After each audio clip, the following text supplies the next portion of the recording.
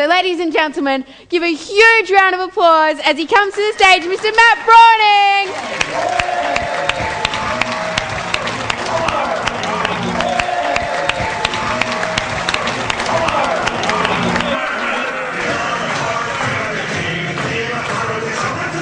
Come on. All right. Good evening, everybody. Really? Okay, I'll give you one more chance. But you may not have realized already. The correct answer, of course, is yes, it is. Good evening, everybody. Yes, it is. I know. Do you know why? Why? No, not because I'm here. Because today is day 4 of this amazing transformational seminar. Now, give yourselves a big hand for being here. Now, let's get something out of the way really quickly. You probably noticed something very interesting about me. I got a new haircut. Now, I know, it's a little short. It's shorter than I usually have. Just kidding. No, you probably noticed my funny American accent. So it might be hard to understand, but I'm sure you can follow along with me. We're just going to go with this, okay? You can get that right. Now, a lot of things come from America. We have the American accent. We have American dress is different. And no, not every single American wears a patch over their eye. It's not our fashion, so to speak. But it is kind of cool, right? Yeah. How many here were here for the board break on Friday night? Here for the board break? How many people broke a board? Anybody? Yeah. That is cool. Anyone here break their board with me? Do you remember? Come on, there's a few. Good. I got to think about 5 or 6 into it when, as you can see, I have a patch now. So I had a little freak accident. Here's the funny thing. I've been in my room resting and recuperating and hanging out and relaxing for the last 72 hours. I usually come on, I'll speak on Monday and I'll come on the board break and I'm holding somebody's board and I just love that. I love watching people break through. We run board breaking events at our seminars. I love it. It's amazing. You know what that feeling is, don't you? That feeling inside when you just how many of you guys knew you were going to do it and you went through and you did it anyway and you just did it? How many people knew you were going to do it and you did it? How many people thought, no way am I doing this, and you went and did it anyway? Good. That feeling of all right, that little bit, that's the feeling I love so much. And I got to tell you, I'm addicted to it. So here I am, I'm I'll hold people's boards till the cows come home all night long. I just love doing that. I love being there for people. I love being able to contribute. And I learned a very valuable lesson. When you're contributing for other people, when you're helping somebody, well, it's easy enough, right? You get value out of it because here I am, I'm holding people's boards and maybe you didn't see what happened, but as I'm holding the board, it wasn't me. There's some other board got flown from across the seminar and nailed and hit me and clipped me in the eye. So I'm healing. My eye's happy, healthy, and whole. You know that. It's important. I think mindset saved my life.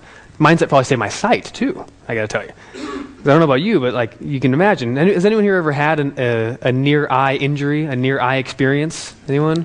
Right? I know one lady feels my pain. Yeah. When you get that feeling, right? When you have that thing happen, it's oh my God. Whether it's a big incident or a small incident, this incident really shifted how I thought. And as I'm in the hospital on Friday night and they're looking at it and trying to figure out what's going on, all I'm thinking of is, please let me see again.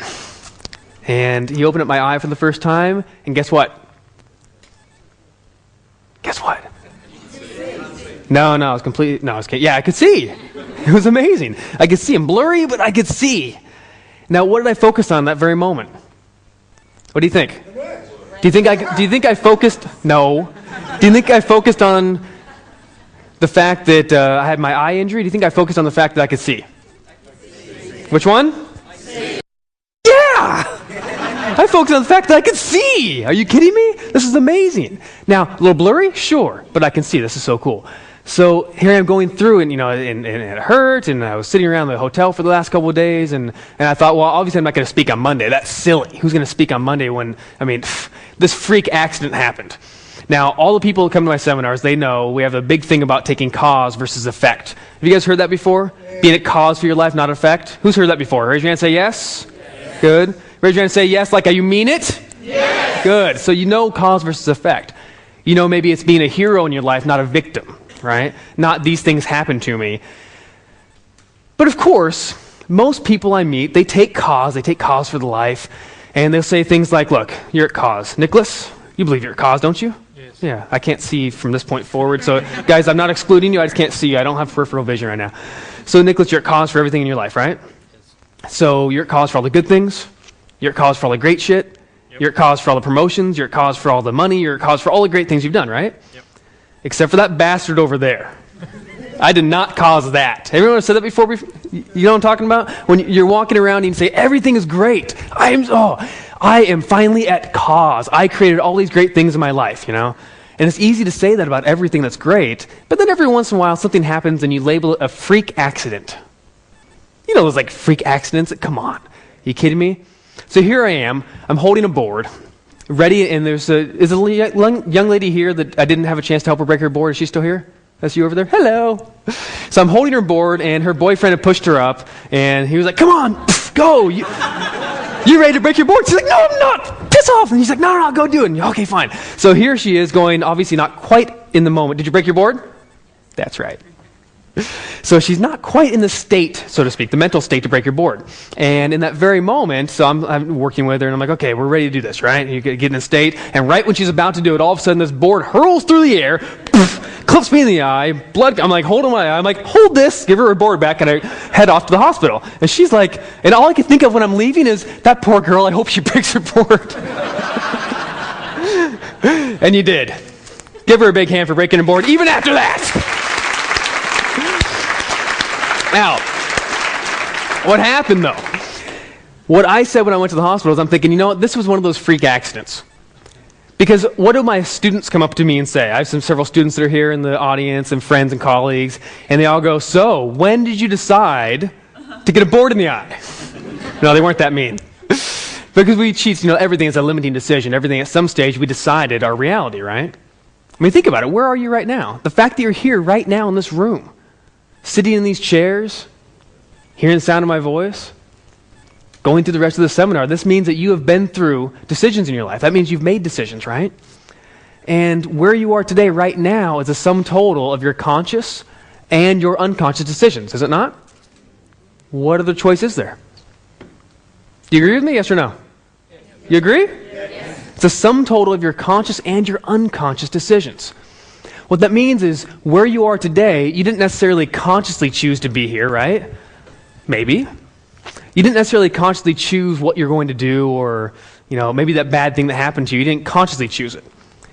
But at a level other than the conscious level, a level that you're not consciously aware of right now, you did in fact choose those things, haven't you?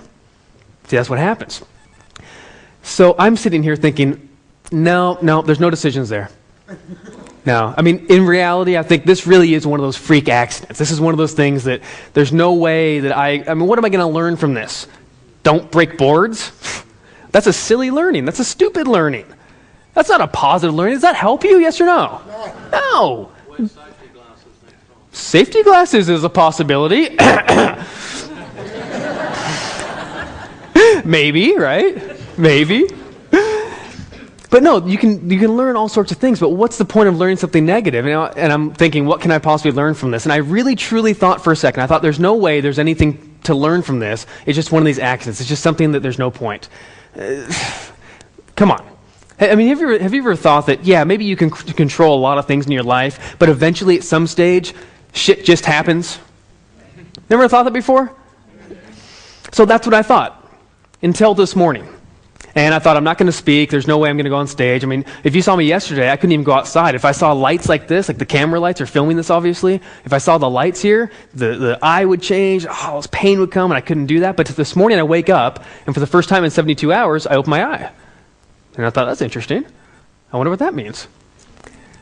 And as I started thinking about this, what I realized is, I wonder how I created this.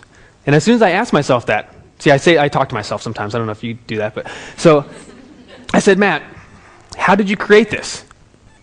So then I said, my head said back to me, what the f-? I said, no, how did I create this? So my head said, I don't know, how did you create it? My head said, I don't think you did create it. And I said, I know I didn't, but what if I did? How did I create that? And I started going back to a story that I tell at every seminar. Every time we do one of our W Your Dollar seminars, we tell the story. And it's about this boy who, he was about, 5, 6 years old, And as he's going along, his father had always taught him his entire life how important it is to take responsibility for yourself. Take responsibility for everything that you do in life. Imagine that. Now, most parents teach their children that. However, when this boy was 16 years old, he got his license to drive. And he went, "Dad, I'm 16. You know what it's like when you're 16, right? You just got your license. It's time to be free, right? You have that final, just that piece of paper that says, let's go." And he said, "Dad, I got my license. Can I borrow the car?" And Dad said, "Sure, you can borrow the car. But remember, you're the one who's responsible." And he said, yeah, of course I am. Of course I am." He took the keys. He said, "Dad doesn't understand. He's old." So he goes along and he drives along. He goes down this road. And he comes up to an intersection and he has a choice because the light turns yellow. And he's about to stop, but he looks in his rearview mirror and he sees coming up, barreling up behind him is this car speeding along too fast. And he goes, "You know what? This guy's going to hit me if I stop. There's no way I can do this." So as he's going along, he goes, "What am I going to do? Do I stop or do I go?" Well, he decided last second, if I stop, I'm going to get hit. I don't want to do that. So he decided to go through the intersection. The light turned red. He went through. Cop pulls him over, gives him a ticket. Aww. He goes home. His shoulders dropped. "Dad, everything's fine, but I kind of got a ticket. But it wasn't my fault. Don't worry, you don't understand. It wasn't my fault. You know, I mean, the cop gave me a ticket, but I had to go through the intersection. I had no choice. You know, I mean, the guy he was going to hit me, and he was coming right behind me, and it was just so close and yellow, and I only had 2 seconds, and I had to go through. There's no other choice. It wasn't my fault." And Dad looked at him, and his father said, "Nothing is your fault. Everything's your responsibility." And he said, "But I told you it wasn't my fault. What are you talking about? I did the car. He's going to hit me. I mean, you don't know what it's like." He said, "Nothing's your fault. Everything's your responsibility. I'll take your keys, and I'm taking your license for a year." "Oh, that's not fair." He said, "Life's not fair." As parents do. So he sits around, and he tells him what to do, of course, for the next year. 12 months pass by. 12 months pass by, and here's the guy. He's a 17-year-old man. He's getting excited. He says, "Hey, Dad, so it's been a year. Can I borrow the car? Can I get my license back?" And he said, "Well, yeah, son, you've done everything I said, and you've done all the appropriate tasks, and you kept your marks up in school, so yeah, you can borrow the car." And as he handed him the keys, he said, "But remember, you're the one who's responsible." He said, yeah, of course, I understand. I totally get it." He said, "Great." He took the keys, and he went driving. He's driving along. He went down the same road. Driving the same road, about the same speed, same time of day. Comes up to the same intersection. The light turns yellow. The eye patch rides up on his face. He's getting so close. You know what it's like when you're driving. There's a car that comes up behind him, barreling down the road, fast as fast can be. He goes, "He's going to hit me. What do I do?" I could not make this shit up, I swear. True story. He comes down to the intersection. He goes, "What am I going to do?" So he decides, he slams on the brakes. He stops at the intersection. Boom! Smacks from behind. The guy slams into him. Oof. The car stops moving. Smoke clears. He looks up. He looks in the rearview mirror. He sees the smoke in the back and the accident. And he smiles. He goes home and says, "Dad, guess what? Got in an accident. But don't worry, it wasn't my fault. I came down the intersection, just like you said, you know, I took responsibility and I stopped. See, I wasn't going to get a ticket like happened last time, so I stopped and the guy hit me. He hit me. It wasn't my fault. He threw the board at me. I mean, he hit me with his car. It wasn't my fault." Right? The cop even said so. Right? He's all proud. And his father said, "Give me the keys and give me your license." "What? I told you it's not my fault." And the father looked at him and he said, "Nothing's your fault. Everything's your responsibility." He said, "What are you talking about?" He said, "You chose to take my car. You chose to drive down that road. You chose to drive down that road at that speed, at that time of day, through that intersection. You chose to stop. You chose your accident." He went, "Oh." Of course, he's all bummed out. Well, years passed by, and that had a very big effect on that young man. He was about 23 years old. Fast forward about 5-6 years. I can do my math. 6 years. And as he goes along, all of a sudden he's 23 and he's going to get married. He's engaged to be married, and they live out in California. And has anyone ever been to California before? That's where I'm from. Woohoo! And if you've been to California, you may have driven out to Las Vegas. Has that happened to anybody here? Driven to Las Vegas, right? So to go from Los Angeles or anywhere in Southern California to Las Vegas is about a 4 to 7 hour drive, depending on how you drive. So it is. Sometimes 3.5. I've been with some bizarre friends. So as they're driving along, to go from California, usually you have to go up this freeway called the I-15, the Interstate 15 freeway. And to go up I-15, it's really a decent freeway. There's 2 lanes on each side, so it's a very small freeway for California. We're used to having like 7, 8 lanes on each side. There's 2, right? So we're driving along, and he and his friends are driving up to Vegas along the 15 freeway. Now, at a certain point, they get to this place called the Cajon Pass. And on the Cajon Pass, it's where the ground drops off from the side of the freeway. And it's kind of a ditch on each side, pretty severe ditch. They're going along, and there's 4 people in the car. He's in the passenger seat, 2 groomsmen in the back, and his best man's driving. They're going to his bachelor party. They're going to have a big bachelor party Friday night. The next day, he and his wife or his fiance are getting married in Vegas. So, as they're driving along, it's starting to get a little later, and they're getting tired, and the groomsmen fall asleep. Eventually, he falls asleep and takes a little nap, and then the best man falls asleep. Car rolls off the road, flips, horrible accident. He actually flies out the sunroof and lands several, 20, 30 meters from the car. He wakes up. It was daytime when they had left. Now it's nighttime. The stars are out. Nobody's around. No emergency crews had seen him. And he's lying on the desert floor, looking up at the stars. He can't feel his legs. So he said, "Shit, you would too." So he said, "Huh." And later on, after this point, he started speaking for a long time to high schools and teenagers and everywhere around the world. He became a motivational speaker, as a matter of fact. And he did become paralyzed. He was paralyzed and became a paraplegic from his waist down. He couldn't move his legs. He never did for the rest of his life. But he said later in a speech, he said, the thing that changed my life, the thing that allowed me to stay awake that night, the thing that got me through that evening in the desert were my father's words in the back of my head.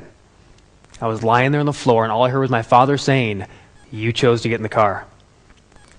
You chose to drive down the road. You chose to fall asleep. You chose your accident." And as I was sitting in the emergency room on Friday night, wondering if I was going to be able to see again,